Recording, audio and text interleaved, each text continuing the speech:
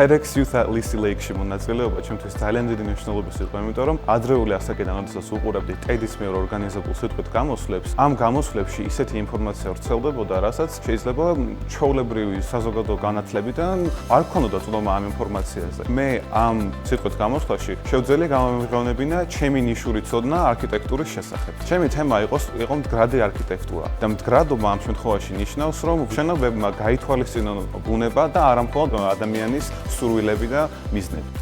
დღეს მასპინძლობთ TEDx-ის ღონისძიებას და საშუალება გვაქვს მოვისმინოთ ის საკითხები და გამოწვევები, რაც ახალგაზრდა თაობას აინტერესებს Future Forward-ის თემის ფარგლებში. ღონისძიებისადმი ინტერესი საკმაოდ დიდი იყო, მივიღეთ მრავალი განაცხადი საქართველოს საჯარო და კერძო სკოლის მოსწავლეებისგან და მათგან საერთაშორისო კომისიამ შეარჩია 8 გამომცვლელი.